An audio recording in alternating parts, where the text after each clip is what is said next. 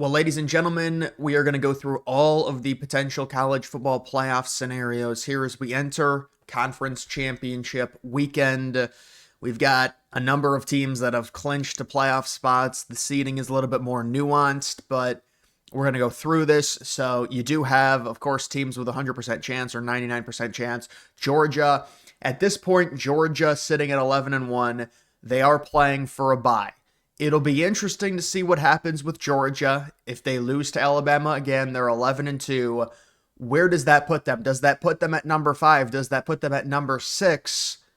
Do they potentially stay in and they get a bye with 2 losses because the committee doesn't want to penalize them for playing in the SEC championship? That's going to have to be debated. But Georgia obviously is in the playoff. The lowest seed they can be, I'm guessing, is either 5 or 6, to where they're going to host either the group of 5 team or the ACC champion. We'll get down to that. That's a whole nother thing. But Georgia obviously will be making it, and they could be the number 2 overall seed if they beat Alabama, because you would figure one of Ohio State or Indiana's obviously going to lose. So Georgia, if they have one loss at 12-1, they're probably going to be in front of the loser of Ohio State and Indiana, because the loser of Ohio State and Indiana will not have a conference championship, and Georgia would. You have Indiana with a 100% chance. So Indiana is in a spot to where I think both Indiana and Ohio State are guaranteed byes. I guess if Ohio State won like 41-17, maybe there's a way that Indiana could be bumped out of the top 4 and they'd be the number 5 team against the number 12 team. As long as the game is relatively close, Ohio State and Indiana will likely be ranked number 1 and number 3. I think they split them up on either side of the bracket. And that's what the loser will be number 3. The winner will be number 1. Ohio State is 5.5 point favorites against Indiana, neutral site game. It is a 1v2 matchup.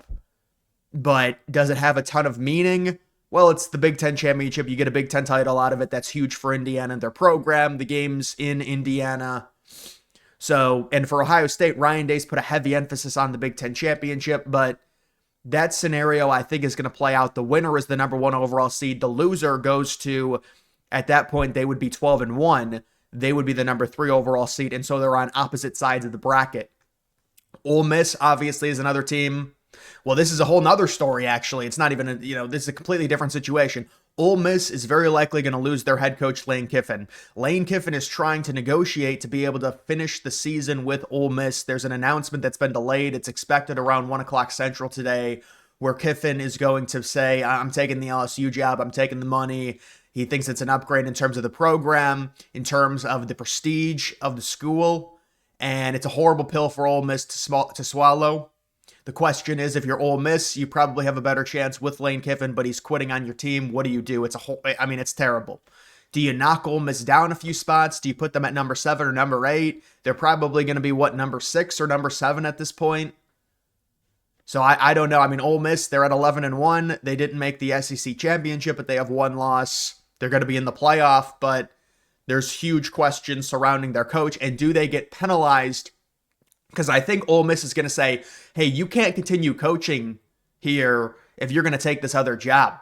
Because then you've got arguments of tampering with potentially guys going into the portal and following Lane Kiffin, and it's a whole mess. And the calendar has to be changed. Everyone's been saying it.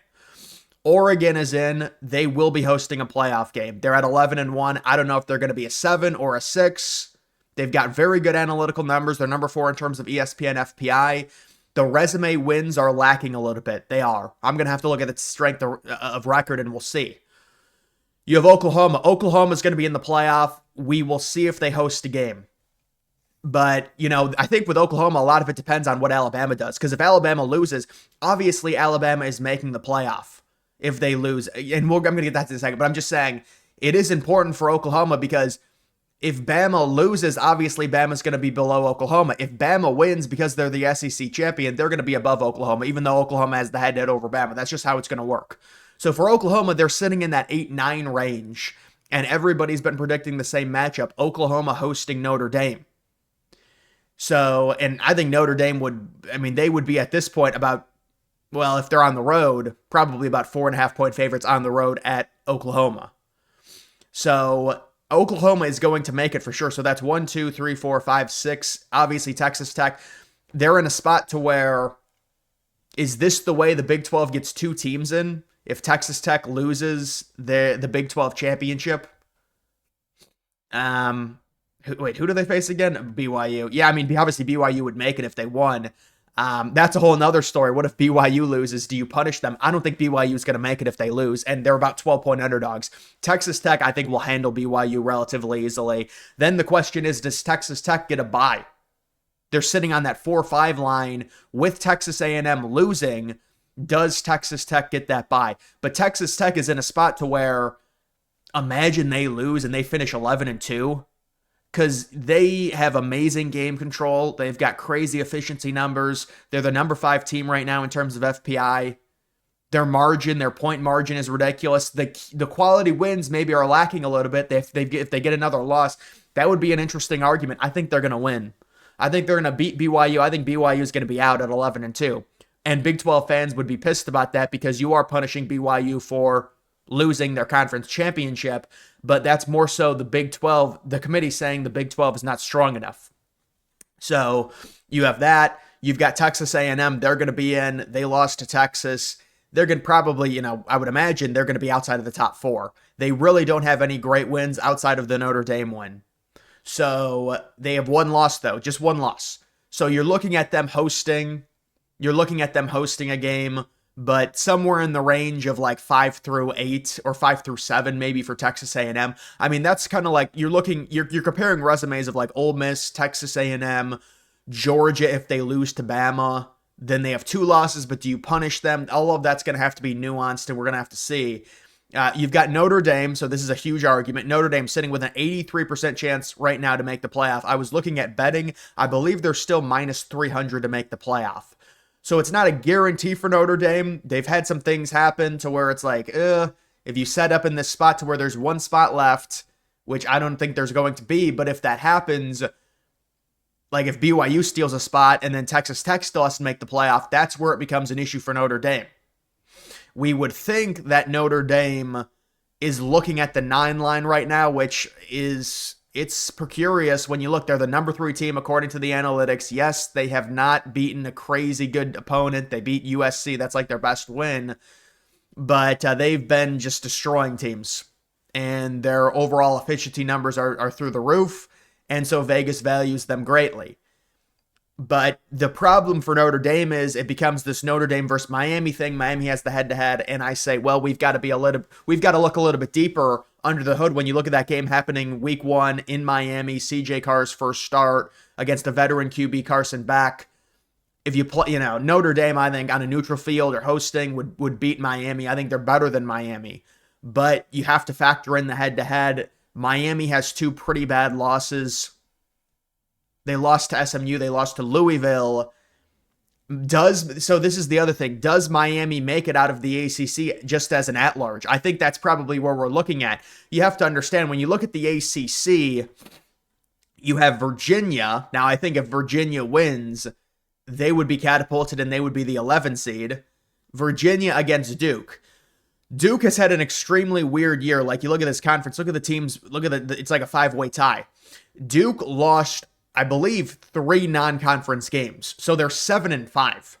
Meaning if Duke wins against Virginia, the ACC is probably going to get Miami as an at-large in the playoff. It's not going to be Duke, because you take the 5 best conference champions, which at that point would be actually a group of 5 over the ACC conference champ, which would be Duke if they beat Virginia. They're like 2.5-point underdogs against Virginia.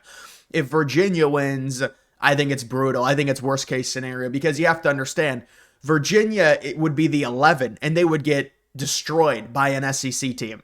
And it's like, okay, what are we doing? Now the playoff is unattractive. And then you're talking about the 12 seed, which honestly I think should be North Texas. Now, this analytical model has James Madison with a 61% chance, North Texas and Tulane, who will face each other. I do think North Texas is probably the best chance at an upset in a 12v5 game. I don't think it's going to happen, but I'm just saying, based on their offense, it's probably North Texas is who I would want to see. You can see North Texas at number 37 in terms of the FPI, Tulane's at 57. James Madison's actually at 28. So James Madison playing in the Sun Belt facing Troy in that conference championship game, sitting 21.5-point favorites. So maybe James Madison, well, see, the problem is, it's like, wouldn't the winner of this Tulane North Texas game just be ranked above James Madison anyways? This is a 2.5-point spread. Yeah, so that's the problem for James Madison. Maybe if James Madison plays really well, I didn't realize James Madison was that good in terms of, so the FPI and what Vegas thought. So you do have them. You have BYU in a spot to where if they win, they're obviously in. If they lose, I think they're done. Now, there is the argument, what if it's a close game? What if they lose by 3? Now we're really going to have some issues, because now you've got a BYU argument against Notre Dame. I think Bama, to me, like, they have a 66% chance, but they're not going to punish Bama for losing the SEC championship. They're going to put Bama as the 10 seed. Bama would just be the 10 seed. The top 10 seeds are insulated, and then the 11 seed is going to be either Miami or, this is what I think. The top 10 seeds, we kind of know, outside of maybe a few things changing, depending on what happens with these games. The 11 seed is probably Virginia. The 12 seed is probably North Texas. That's what I would say right now. Now, it could change if Duke beats Virginia. Then I think Miami is the 11 seed, because at that point they can just say, well, Miami and Notre Dame are both in the playoff and we don't have to deal with the head-to-head. They're going to keep Notre Dame in the playoff. I don't see them, like, if you just look at this, they're not going to keep the number 3 team analytically out of the playoff. They're just not going to do it. Why is this not?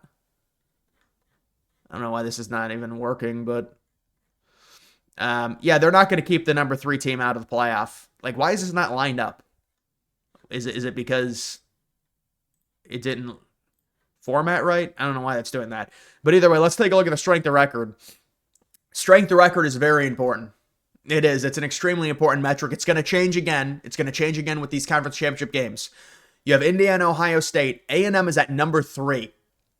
Now, A&M doesn't play a game this coming week, but for A&M to be number 3, they're looking at maybe a 5 or a 6, but then you've got Oregon at number 4, you've got Georgia at 5, you have BYU. See, the problem for BYU is if they lose to Texas Tech, I think they're probably going to drop outside of the top 12 in strength of record. Strength of record it's very, very reliant on you winning. So if BYU loses, even if it's against a really good team, they're very likely to drop far in terms of strength of record. People look at this and they'll say, well, they're number 6. How do they not make it if this is such a good metric? Because the metric it's extremely volatile every week. And they're playing, and they're probably going to lose to Texas Tech. And if they lose to Texas Tech, they're going to be moved down pretty significantly, I think. You have Ole Miss at number 7, Bama at number 8 in terms of strength of record. Man, you have Texas Tech lower than BYU based on schedule, I would assume. An easier schedule for Texas Tech, but they're down at number 10. You have Vanderbilt, who I haven't even talked about, at number 11, Texas at number 12. I would say Vanderbilt is done. I don't really see any way Vanderbilt makes it, because I think Miami would be above Vanderbilt. Texas has done it with 3 losses. It's not going to happen this year. It's just basically how, at a certain point, there could be a 3-loss team that makes it. It's not going to happen this year. Like, if you have to predict right now, and you can make this easy, you say Ohio, 1, 2, 3, I mean, you have to put Notre Dame in. Well, let me actually do this. 1, 2, 3, 4, 5, 6. You could say Texas Tech is going to make it because we think they're going to win 7, 8. So there's 8 teams guaranteed. 9 and 10 with the ACC, and so then there's like 2 spots left. Then you're looking at Notre Dame, and you're looking at Bama, and you're looking at Miami. So that's the argument. And then there is scenarios to where if BYU beats Texas Tech, then Texas Tech becomes on the bubble, but Texas Tech possibly steals a spot from Notre Dame. I think Bama is actually in as well, so that would be 9 teams total, and there'd be 1 more team on the bubble if that's even a thing. But then it would be like Notre Dame versus Miami, because like, are they going to punish Bama for losing? I mean, they'd be a 3-loss team, but they're not going to punish Bama losing. If they lose to Georgia for playing in their conference championship game, they're just not going to do it. I don't see. So I think Alabama's guaranteed to be in. I mean, is there a scenario where Bama gets completely blown out? They're like 1-point underdogs. I don't see it happening. So they would have to be in. And then it just comes down to the ACC. if Duke wins, Duke is not going to be in the playoff. What would happen is, I think what you would have is you would have Miami make the playoff from the ACC, and then the group of 5 would be the 12 seed. Miami would be the 11 seed. The group of 5 would be the 12 seed.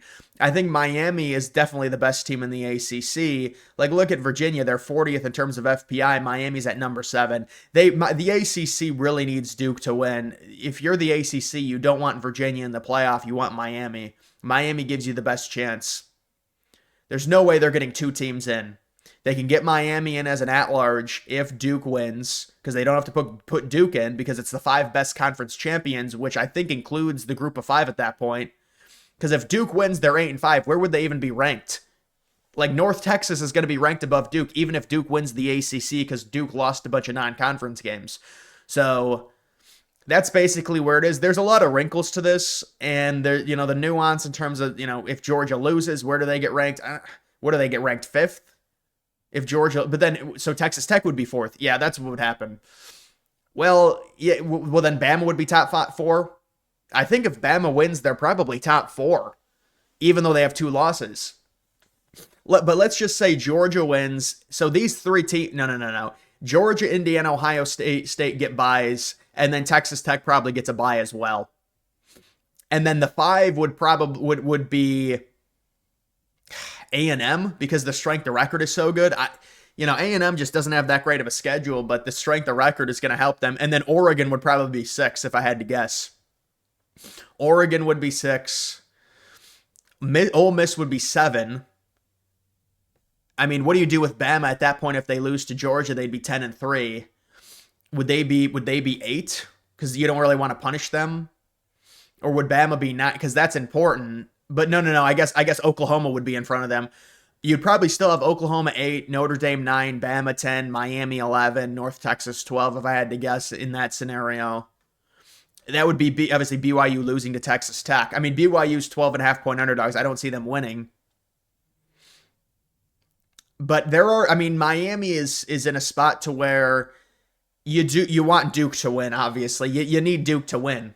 Because if Virginia wins, Virginia is going to be they're going to take up the ACC spot, and then Miami fans would really have to argue straight up against Notre Dame, which I don't think they're going to win that battle. I think Notre Dame has better metrics, better numbers. It was a week 1 game. If the game happened later in the year, I would have more onus on a head-to-head, but taking into account it was week 1 and it was in Miami, I think Notre Dame will be all right to make the playoff. And listen, Notre Dame's in a spot to where it's just, they're sitting at number 3 in terms of the FPI, and they're going to be facing the 1 seed in the second round. This is Ohio State in 2024 2.0, where Ohio State has a really good roster, but then they get in the 8v9 game, and then they end up facing the 1 seed in the second round. So we'll have to see, but that's kind of all the stuff we're looking at here. There's a lot of scenarios, but guys, that's going to do it for this video. Make sure you like the video down below. Also follow me on X. Link to that's always in the description.